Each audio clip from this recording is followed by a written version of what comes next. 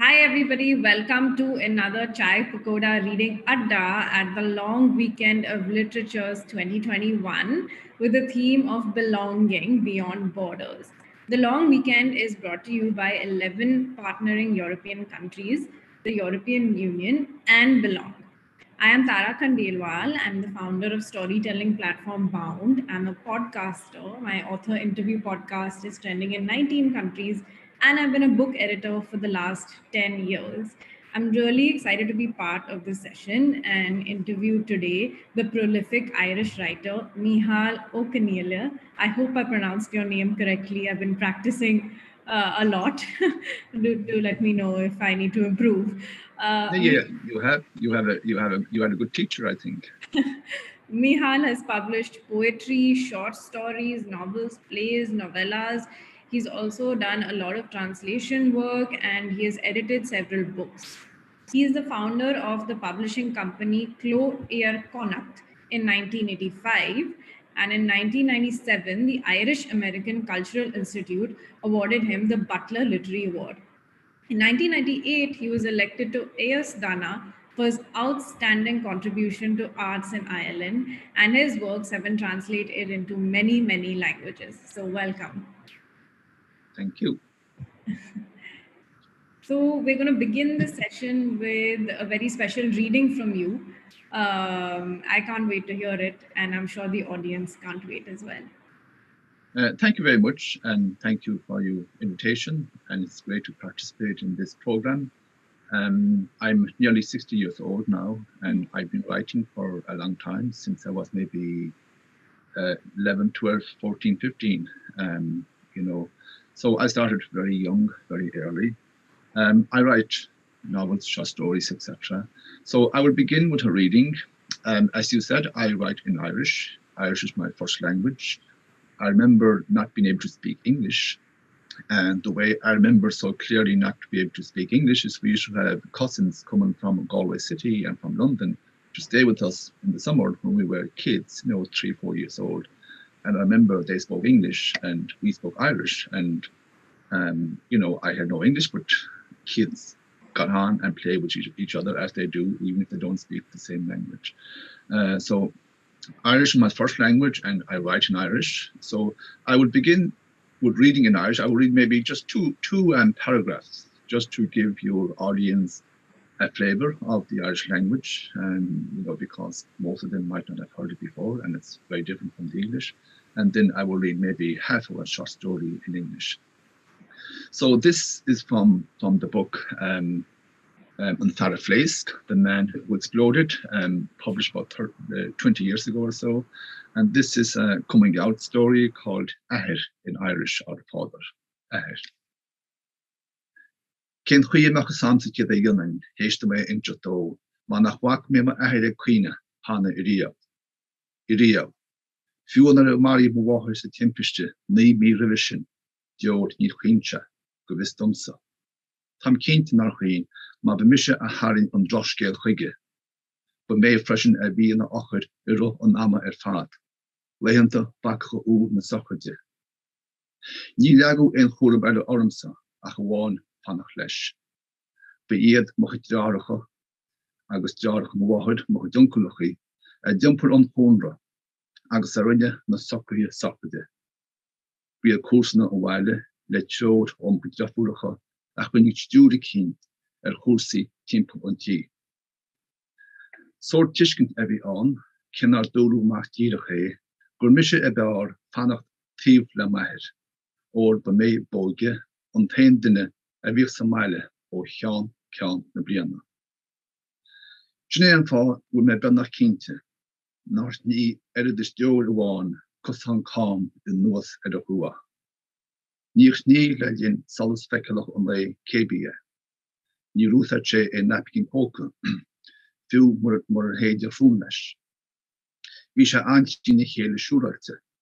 E dujante bernach e nokkel gewantes. Die mich chef si vader tossig de hart, gant hadde aige a ge brano wai. Ik sta ne sterk dierig se tinne, no mag wai se spas die injog ne kistine. Ach joor hortuwaan nier hannig lenne rua. on Shak o Húsleis Beidir, on yet Ramanta a Wain Shakas. In Chinerish, Nive Mahir, in Kinal Dinne, as Halafar Diorelesh, Ni Arim Queen. So that is two paragraphs from the original Irish. The English translation was done by Una Nichrachur and Frank Sewell, both well-known translators and editors. And this is the first half of the story in English.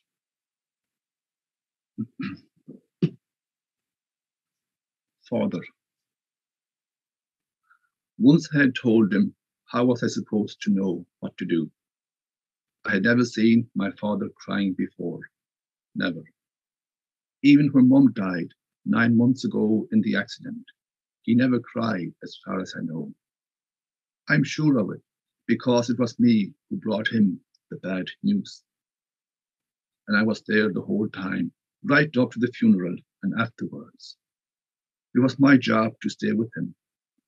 My uncles made all the arrangements, shouldering the coffin, and the neighbours, instructed by my sister, kept the house in some order.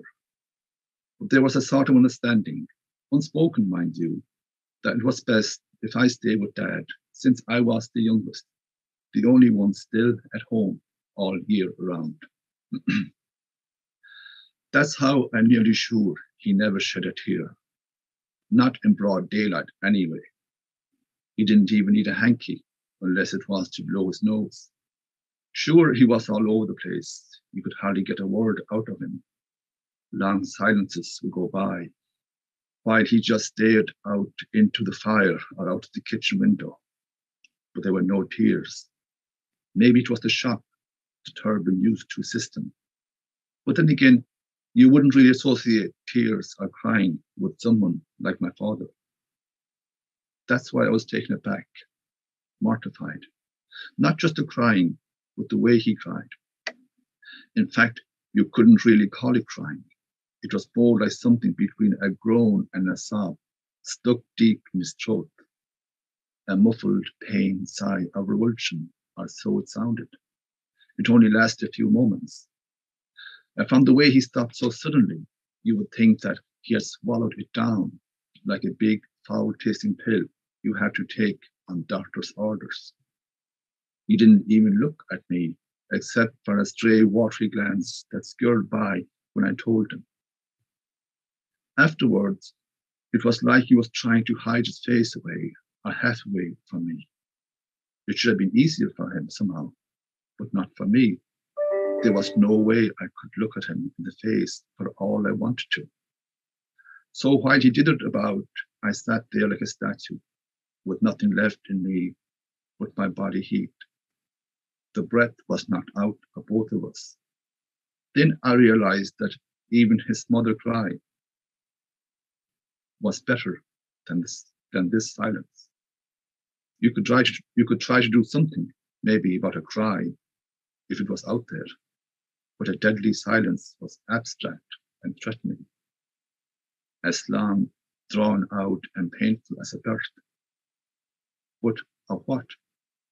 I just felt that throughout the whole time. He couldn't bring himself to look at me, even when he had recovered enough to take 2 deep breaths, one after the other, and finally to string 2 words together. And you are, he said, as if the word stuck or swelled up in his throat until he didn't know if it was safe to release it, or else he hoped perhaps that I would say it, the word that had clogged his ears just now, a word he had never likely to form in his countryman's throat unless it was spat out in some smutty joke of the lads down the pub. A word there wasn't even a respectful word for in Irish, certainly not one that sprang to my mind. Too busy trying to gauge his mind, I forgot that I hadn't answered him yet, when suddenly he repeated, "And you're telling me you're..."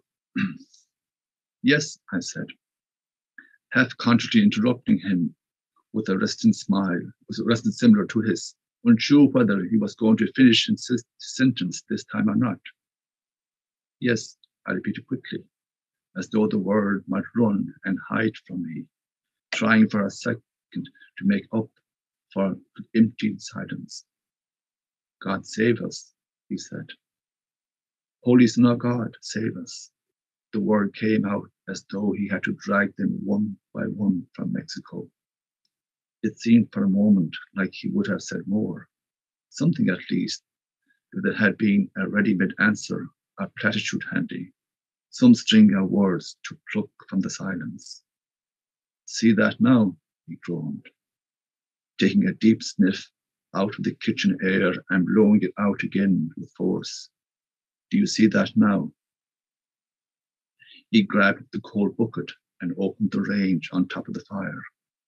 Then he lifted a couple of sods of turf out of the Tintin 20 plastic bag beside the range and breaking the last two bits in half over his knee to build up his corner of the cramped space of the open range, shoved them in on top. It was a habit of his to combine the coal and the turf like that. The coal was too hot and too dear to use by itself anyway, he would say. Plus, it was hard to burn the turf sometimes, or to get much heat out of it, especially if it was a bit soggy after a bad summer. He took the hand brush off the hook and swept away any powdery bits of turf on the range into the fire. Then he slid the iron lid back into place with a clatter and took another deep breath, focusing on the range. And have you told your sisters about this? Yes, when they were home this summer, the night before they went back to England. He stopped a moment, still half stooped over the range. He opened his mouth, then closed it again, making no sound, like a goldfish in a bowl. He tried again and, still choked with emotion, managed a broken sentence. And your mother, did she know? Don't know, I said. Mothers know a lot more than they get told. Oh, they do. God bless the souls of the dead. He blessed himself awkwardly. But fathers know nothing until it's spelled out for them. He was standing at the table now, having poured a drop of well water from the bucket into the kettle, which was already full. Then he placed the kettle back on the range as if he was boiling water for tea, the way he did after milking time. He always made tea with well water, boiling it in the old kettle instead of using tap water and the electric kettle, unless it was early in the morning when he had no time. It would save on the electric, he always said. Even Mum couldn't get him to change. She wanted rid of the range altogether, since the electric cooker was more reliable, more precise, as she used to say, for everything, boiling, baking, cooking dinners, and heating up milk for the calves. But what if there's a power cut, he used to say, due to a storm or lightning? If the electric runs out, the range will come in handy.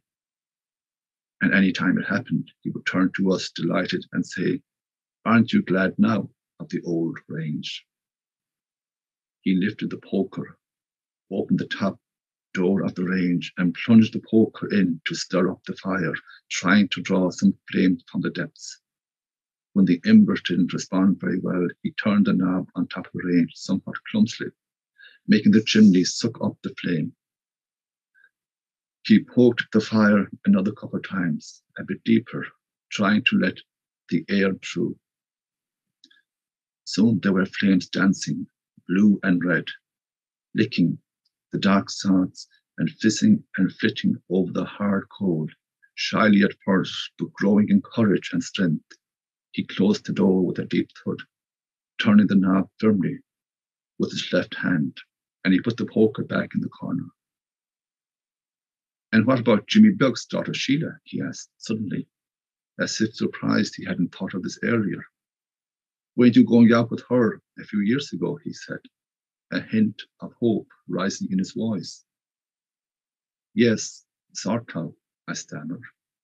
I knew it was no answer, which was the best I could just do then. Sort of, he repeated. What do you mean, sort of? You either were or you weren't.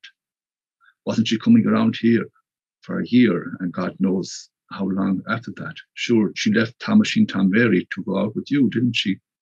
He stared at the bars over the range. But I was only changing my mind. I said, only 18 back then. Nobody knows what they want at that age, I added, or what's destined for them.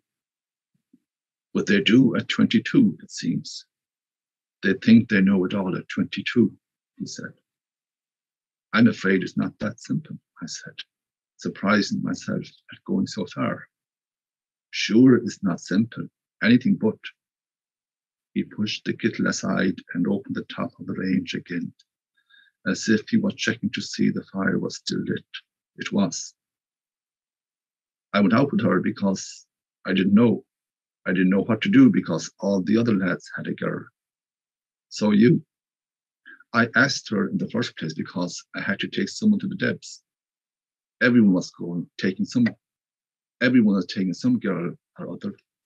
I couldn't go alone. And it would have been odd to bring one of my sisters with me. They wouldn't have gone anyway. And I couldn't stay at home because I would have been the only one from the class not there. What else could I do? I said, amazed I had managed to get that much out.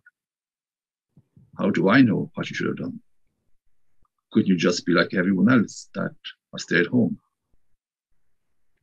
There was something about the way he said home. I couldn't, I said. Not forever. It's not that I didn't try. I thought it best to go no further, afraid he wouldn't understand.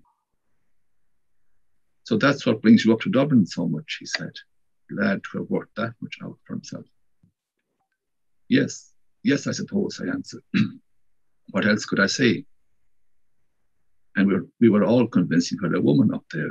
People asking me if we'd met her yet, or when we'd get to see her. Auntie Nora asking just the other day when we'd have the next wedding, thinking a year after your mother's death would be okay. Auntie Nora doesn't have to worry about me. She never got married herself anyway, did she? I said, blushing right away at the implication I was making. Up to Dublin. Huh. He spoke to himself. Dublin's queer and dangerous, he added, in a way that didn't require an answer.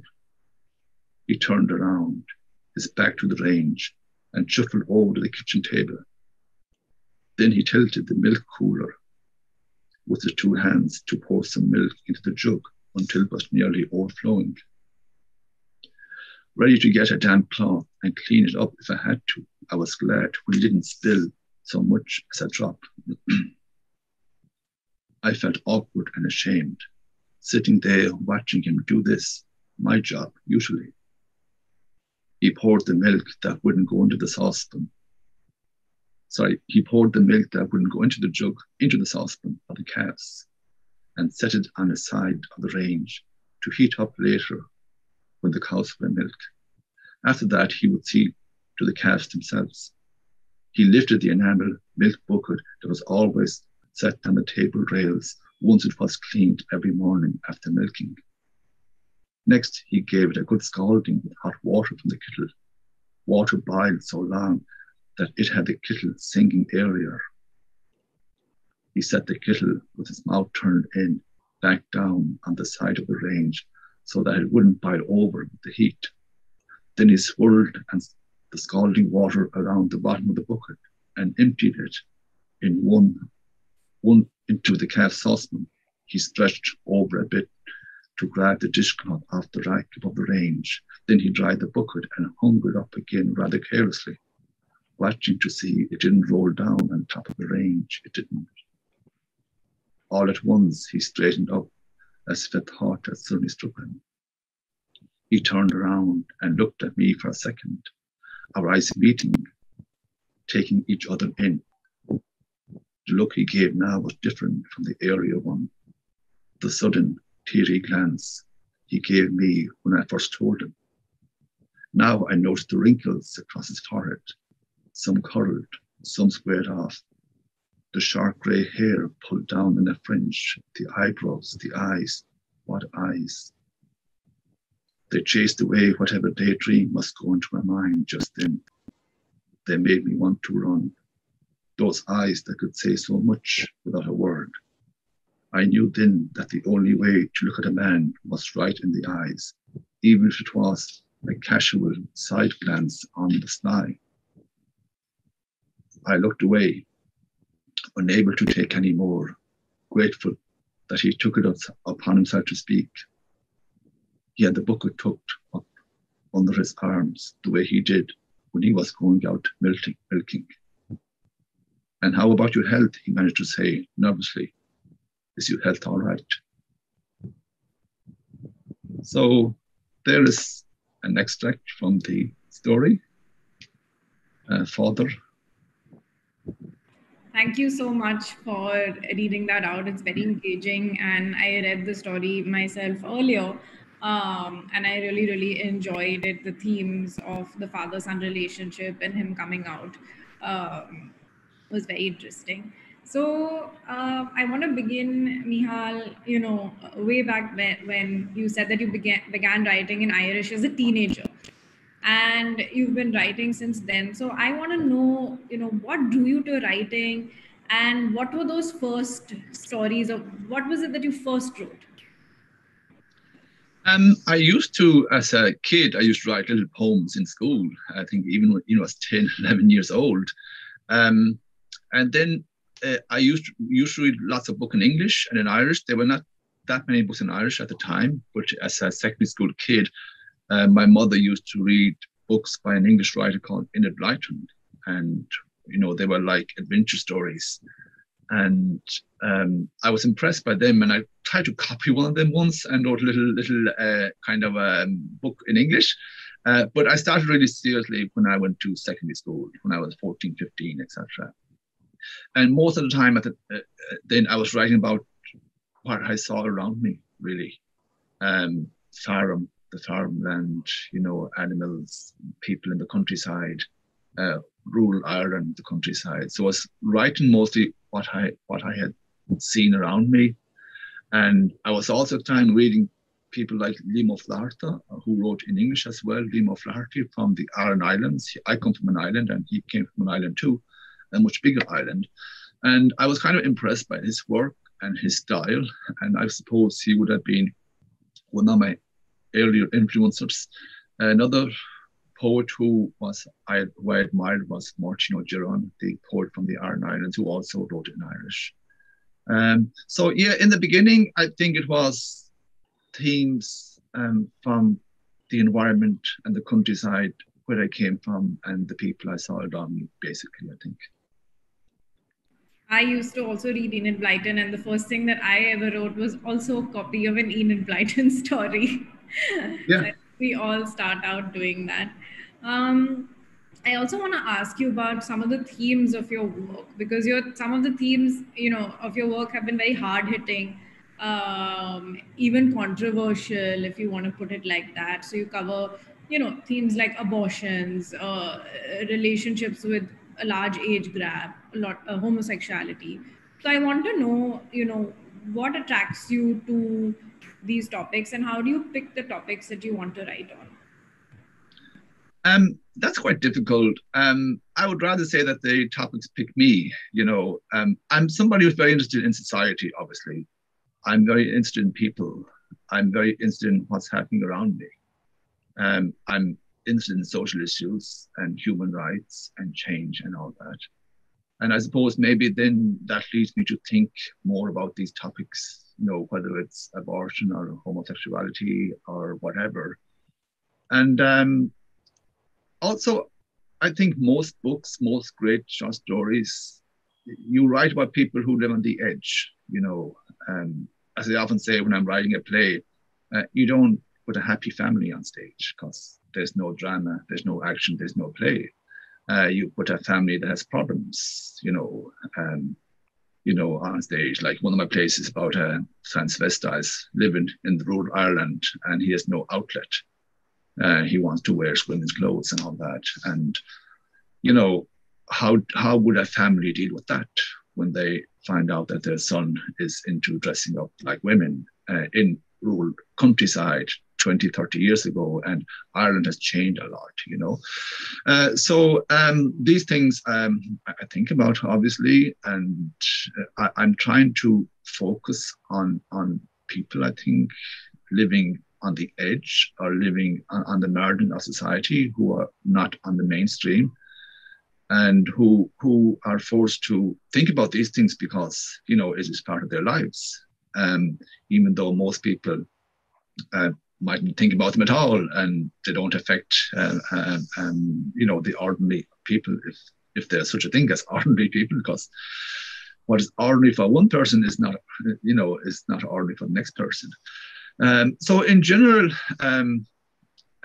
these things come to me, and I see kind of, there's a story there, there's drama, there is conflict, you know, there's argument, there are two sides of the story. Some people would be for such a thing, some people would find it strange, some people would laugh at it and make fun of it, but it can be very serious for the main character or whatever. So in general, and I also suppose I try to write in general some that hasn't been written before, if you know what I mean. You know, in the Irish language traditions, you know, there'd be a lot of stories about living in the countryside, as I said, and rural Ireland, etc. But you like to bring new types of characters into the literature. You like to maybe educate the audience or let them see alternative living, alternative lifestyles. Yeah, yeah, you know, I'm interested in these things, but also they come to me, if you know what I mean, and they are on my mind. I mean, I think a short story is something that has to come from inside. You know, I mean, many people come to me, they know I'm a writer, and they tell me a story about something that happened to them or some character, and they say to me, you should write about that. And I hate that, because while their story might be interesting, it's not coming from me, from the inside. I haven't thought about it the way you need to think a lot about something before you start writing, you know. So you know, I'm, you know, when somebody comes to me like that, it doesn't kind of spark off, you know, a string of words, you know, or a story timeline in my mind. So it is something that has to come from inside, and then I feel more comfortable about it. I feel I've thought about it a lot. I feel I can maybe handle it and take it from there. Yeah, that's true. It has to come from inside, and oftentimes as humans we want to explore the unexplored, and we want to tell those stories that may be untold. And there's so many out there. So that's amazing that you're doing that. I also want to talk about your role as the founder of the Irish publishing house, Cló Iar-Chonnacht. I hope I'm saying that right. Which publishes 20 books a year. And you've also said that there are around 250 Irish writers at present. So, you know, this got me thinking about the Irish publishing industry, or just, you know, modern Irish language literature. And I'm sure our audience would love to know more about what kinds of writing, you know, is out there. What kind of writing do you look to publish? What are certain themes, topics that other Irish writers are writing about today? You're asking a lot of questions there. First of all, in a nutshell, I think in Ireland there might be up to 2,000 or 1,500 new books published every year, featuring everything, you know. And in the Irish language, there'd be about maybe 130 books every year. And that includes all books for all ages, from infants, kids, teenagers, adults. So I would estimate at the moment there might be up to 3,000 Irish language books in print. You know, having said that, readers are small, the number of readers compared to the English. In English, if you have a bestseller, you can have, you know, 20, 30, 50, 100,000 copies. In the Irish language, if a book sells 900, 1,000 copies, that would be a bestseller. And that would not happen very often. We might achieve that with one book every year out of 20. So most books would sell maybe 300, 400, 500, maybe 600 copies, depending on the book, on the author, on advertising, maybe if you got a prize. So therefore, you know, it's limited. But as I keep saying, the same amount of work goes into writing a book in Irish as a book in English. The same with publishing. You have to do the book cover, the dust jacket, and all that, the marketing, the publicity. So the same work goes into it, but the sales are quite small. Having said that, I think Irish language writing is in a healthy state. As you mentioned, there'd be about, I'd say, up to 300 Irish language writers at the moment. At least 150, 200 creative writers who are writing poetry, writing short stories, who have books published. And they are writers who are very serious about it, who are writing more or less full-time or half the time. They have part-time jobs as well, maybe, but they prefer not to have a full-time job, but to devote most of their time to writing as often as they can. And more and more women are writing now, which is a change that's happened in the last 20 years or so. There are gaps in the market. We need, for example, some more teenage fiction in Irish, but that keeps changing every year because teenage fiction styles and topics change every year, as you know. So therefore, a fair amount of books will be translated into Irish mother language for teenage fiction. About the topics people write about, I think they write about nearly all topics. We would have historical fiction, for example, in Irish. We'd have some mysteries and murder books in Irish. We'd have a lot of popular fiction, kind of easy read, which are important for people learning the language, and people who have some Irish who mightn't be able to read a classic, but who would read, a good novel in Irish that wouldn't be too difficult. So kind of popular fiction novels are plentiful. And there's also, of course, what I'm most interested in, the literary fiction, the more serious fiction of short stories, novels, or whatever. So in general, we are quite lucky, I think, at the moment, and we are going through a good phase in that there's lots of good material being published every year. We would love if more people read them, and if more people, had Irish. I would estimate there might be maybe up to 300,000, maybe 500,000 of people who speak Irish fairly good. That is out of a population of 5 million. But of course, the number of readers would be pretty small, and those who would have a good grasp of the language so that they could read a novel. So it's always a challenge for us to increase the readership and to get people reading and to promote Irish language books. But for those who speak the language and those who have learned the language, there is really, I think, a good supply of books available at the moment. Now, of course, you will never find everything in Irish. If you want a book about gardening, there'd be very few in Irish. There'd be maybe 2 or 3 cookbooks in Irish, but there'd be, 300 cookbooks in English, So there'd be lots of topics like that where the number of books will be limited, obviously. But for in general, there is also, as I said, a lot available as well. I like what you said, about the same amount of effort goes into every single book, whether it's writing it, promoting it, and marketing it. So, it is a lot of labor of love. And then out of, the books that are published, Yeah. It's sad, but very few end up, becoming those bestsellers. I hope that all books find their readers. But speaking about promoting Irish literature, you've said that, the translation of your books into English has been a good way of, even promoting the language in a bit, because what you really like to do is, you want to retain the flavor of the language. So even when I was reading through the books, through the stories, there was a lot of phrases that I could tell were very particular. Phrases like he would talk down into the bottle, or words like crack.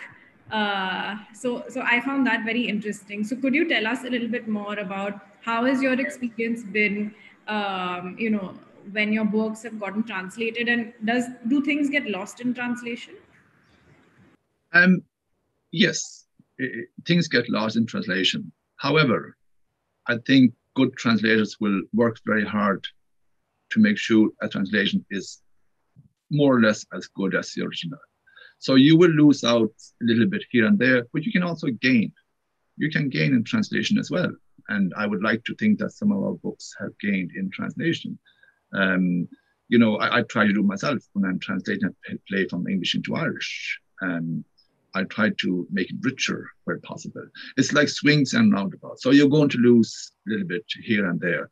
But of course, people around the world are fascinated with Irish literature, with Joyce and Beckett and Yeats and all these great writers. So we are very lucky. But of course, part of the reason why they're so good is the language they use, and the language they use the English they use has been influenced by the Irish language, and people find that fascinating. So we are lucky, I think, as Irish writers in that people find the English we use so fascinating. And then, of course, as coming from the Irish, that brings an extra layer to the language. And we try to, obviously when we're translating, to be very loyal to the original. Like the best sample of that would be Céanna Cille, which is without question the most important book of fiction written in modern Irish language. And that was by Martin O'Kane. And Yale University Press, they did 2 translations of that book some years ago. 2 translations into English, published within 1 year of each other, because it is such an important book. Now, one translation is very, very close to the language. They try to translate every phrase.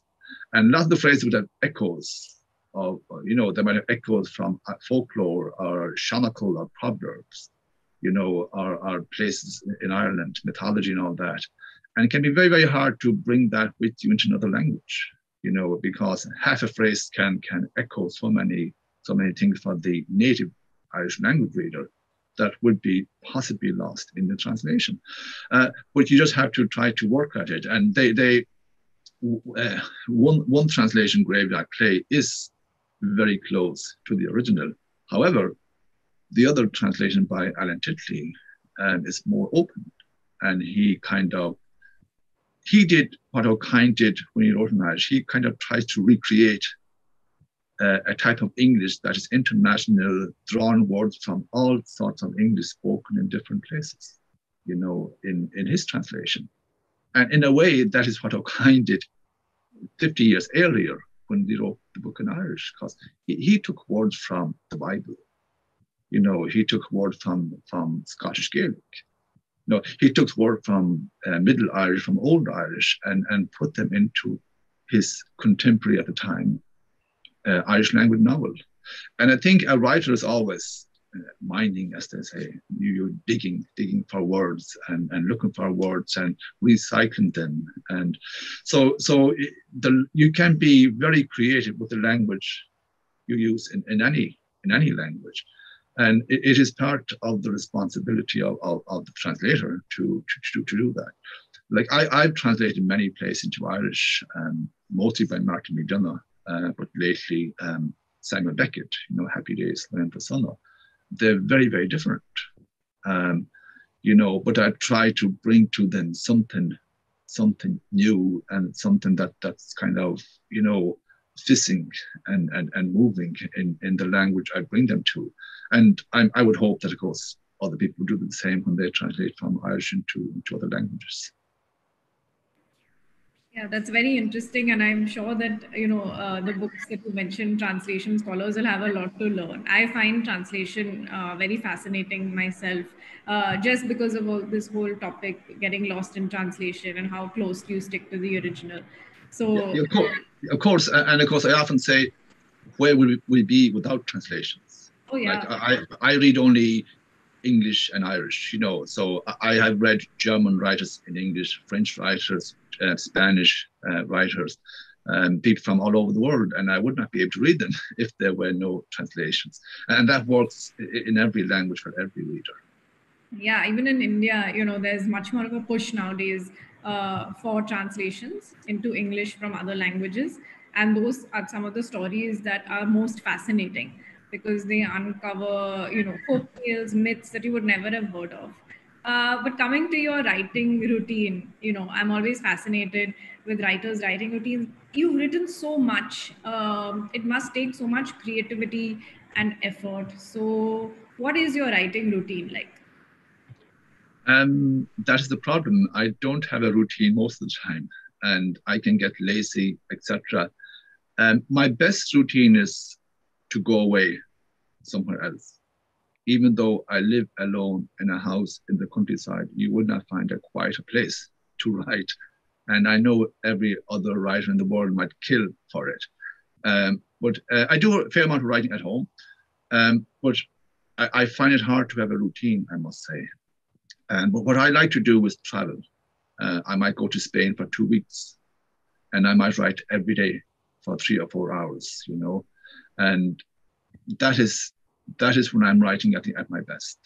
And I need that space when I'm writing the first draft of something, because when I'm writing the first draft of a novel or short stories, I like to be able to do it all day. And also I like to be able to go to sleep thinking of the characters, you know, bring them with me. And when I wake up, they're still there and they are around me. And I'm thinking, how will I sort this out, you know? So when I'm at my best, as it were, comfortable and happy writing, I'm normally away in some other country doing it for a block of 2 or 3 weeks, you know, all the time. At home, I have so many other things to do, housework, the usual. You're on your email, you're answering emails, etc. And therefore, it can be difficult to get a block of time together, because it's no good to have an hour, you know, for writing. You need half a day or a day at least. I can do a lot of rewriting at home and reading over things, you know, etc. I also like to keep fit and go to the gym and go walking a lot. And quite often when I'm in the gym, you know, I'm also working on my characters a lot. You know, I do a lot of thinking in that space. Or the same if I'm out walking on my own, which I do most days. And I'm sorting out characters in a play or something, or what happens next, or how to end something. When I go running, you know, outside, I find ideas come to me. Maybe because I'm away from the radio, from everything else. It's just me and my head there. And you know, that's also what I like about traveling, is you are outside of your own zone, and your mind is more free, you know, to wander. And I think to be creative, you need to have an empty space in your mind to let things come in, you know, rather than being you know, connected with work and things all the time. So there's no, some of the other books I've written, I would have written a lot of them in the long winter nights, you know. It gets dark here in Ireland at 5 o'clock in the winter. So, you know, and sometimes I would stay working until, sometimes my working day might not start until 6, 7 in the evening, and I might continue on to 2 or 3 in the morning, you know. So, you know, that's basically it. You know, I think I try to grab the chance when I have time to write, but also I don't think I would be able to write full time every day of the year. I know some writers do that, but I would find drained, you know, and I don't know if I could produce good stuff if I had all the time in the world to write every day. You know, I don't think that would be satisfactory either, even though I'm complaining for not having enough time to write. No, the constraint definitely can give pressure. And I like what you said about creativity comes from emptiness. And I really believe that too, you know, that one should not be afraid of emptiness or a vacuum, because that's when something can happen. And so funny, because a lot of the writers I interview actually also think of all of their characters on long walks. I find long walks to be the best tool for creativity. So you've written so many different formats. You've written short stories, plays, poetries, novel, novella, edited many books. So which format, you know, are you most comfortable with, and which is the most challenging for you, and why? They can all be challenging. I think I've gone through different phases. At the moment, I'm doing some fiction and plays, you know. A few years ago, I spent a lot of time writing plays, you know, and nothing else. For me, possibly the most challenging would be a novel, and because of the length of it. Now, many people say a short story is harder to write than a novel, and most people seem to say that. I must say I don't agree with it at all. But the problem I have with a novel is you need a lot of time, with it, and also you have so much freedom in a novel that you can, as they say, hang yourself. You have so much freedom. You can get lost, go up different tangents. In a short story, it's more confined. And normally in a short story, I would have the ending before I start. In fact, I might have the ending of the story before the story, if you know what I mean. But yeah, they're all challenging in different ways. I mean, even drama, and I do a fair amount of that, I find that challenging. Some people tell me I'm very good at dialogue, and I probably am good at writing dialogue, which is very close to the spoken word as we speak it in Irish. But the problem with that is I can run away with the dialogue and keep writing dialogue without having much of a story, So sometimes I might have very good dialogue, but the story might not be moving ahead at all. And sometimes, and that's partly because I have a good grasp of the Irish language and I'm a native speaker. That is why maybe many of our playwrights who write in Irish are not native speakers. They are people who learn the language. I didn't mention that before, but I suppose maybe 2/3 or 75% of Irish language writers would have been people who would have learned the language. Maybe 25-30% would be native speakers like me. So they are coming at it from a different angle. I'm writing in Irish because it is the best way I can express myself in. It's as simple as that. I can express myself a lot better in Irish than in English. I find it hard to answer the question which is most difficult. I said the novel because of the length of time. But to finish anything, you have to spend a lot of time at it. Like when I write, it takes about 4 years for every book, from the beginning to the end, at least 4 years, maybe 5 years. And I'm aware of that, and I accept that. I don't mind that. I write it 20 times, 30 times, and I don't mind giving it that time, that care. Okay, it's a bit of a drag knowing that what I'm writing now will not be published until 3 or 4 years, etc. But I can live with that because I like something to be as finished, as precise as possible, and I want to be, normally by the time it gets published, I'm tired of it. I'm getting fed up with it, and also once I've published a book, I'm not one bit interested in it. I never read my own books, except when you ask me to read a chapter or a story for something like this. But I don't read the books I've written, and I'm not interested in them at all. They are for readers, etc. But what I am very interested in is what I'm writing now, and what I'm writing next. I put all my energy into that, as it were. And it's very interesting what you said about rewriting, because again, I interview lots of authors, and they all say that the toughest part of writing a book, is the rewriting of it, because then you get the story down, and then you keep tinkering and you work on it for years, and then you never know when it's ready for publication. So I can totally imagine the novel is the hardest form. The last question I have for you is related to the story that you read out. What was the inspiration behind that story? To be honest with you, I'm not quite sure, because I wrote it 25, 30 years ago. It is not autobiographical. It could have been, but it's not. But I think most of the stories I write, I get a lot of inspiration from people's faces. You're walking down the street and you see somebody, or it might be a word or a phrase. Like I was reading a book once and I came across the word scala, shadow. The word shadow, and immediately it hopped off the page into my face. And from that moment, kind of, I wrote the story, Fi Scala, in Shadow's Shade, which is a story about a person's shadow, and our shadow is there as we are being born, and it is with us all our lives somewhere, and our shadow is even there after we die, you know.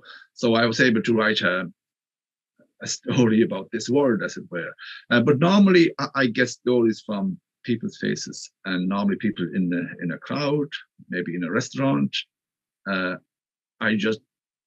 Sometimes I just take a look and you see something in that face, and then I try to imagine what's going on inside that head. Sometimes I might know people, but most of the time I wouldn't even know them, and I wouldn't want to know them, and I wouldn't want to talk to them either. I wouldn't want to ask the person what's going on in your head right now because of the way you look. I would prefer to imagine, to create a life for that person. So you never know where an inspiration is going to come from. As somebody said, if we knew all the writers would go there to get it, because we need this spark to spark off short stories. But normally it would come from me from faces or from something somebody would say. I love how writers are so observant, and I like what you said about imagining yourself into someone's world. That's the fun of writing. That's the fun of creating, is that, you know, you can imagine yourself into different people's shoes, different worlds. It's just an exciting process. I normally tell my students when I give workshop, every writing you can break into three things. Could be autobiographical, part of it, your own story. It could be second-hand information. You read an article in a newspaper about somebody in such a situation. But the third part is imagination. You imagine a person in such a situation, and then you kind of mix the three together. And most of my work would, I suppose, be a mixture of those three things. But I prefer to the imagination side of it more than the other two. The imagination side is most fun, for sure. So we have a question from the Belong team. You mentioned when you're writing about social identities that you personally don't associate it with, like abortion. What level of empathy or research do you get into? How much research do you do? For some topics, I would do a lot of research, because you have to get your facts right, you know. And well, some topics I would know a lot about, obviously. Other topics I wouldn't. But it is my duty, of course. I mean, the last thing you want is you write a story and somebody say, well, how could that happen? It just couldn't happen. You know what I mean? And now you can get away with it with experimental writing, etc., which I've done in some short stories. But if you're writing about a topic like abortion or something like that, you obviously have to get your facts right. And I wouldn't know everything about these things. And I would definitely do a lot of reading and research, and even sometimes for a minor character, you know, because it has to sound true. I mean, if it doesn't sound true to the reader, you've lost them already.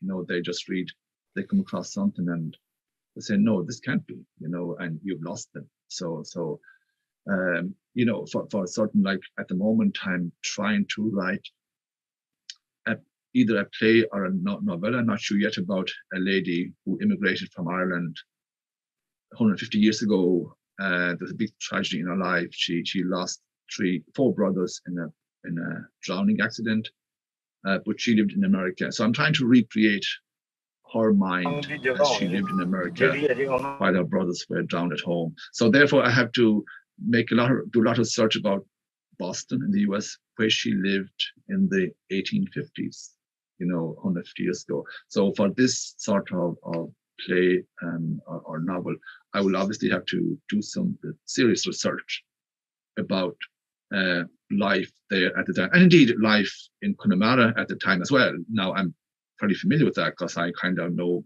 our history more or less, but there'd be a lot of little facts, like for example, place names, the names of the fields around the house where she lived.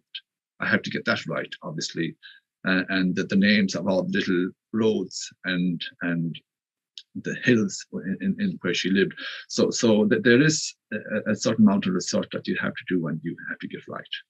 Yeah, it has to sound authentic, and research is also such a fun part of this whole process, because it's all about learning. I mean, you know, you're going to learn so much about 1850s Boston, and it's just about immersing yourself into an entirely new world all the time. It's so exciting. And the problem with that, of course, you have to be careful as well that all your information doesn't clog up the story. You can have so much information and you have to hold some of the back just what's needed, and that can be tricky as well to get that right.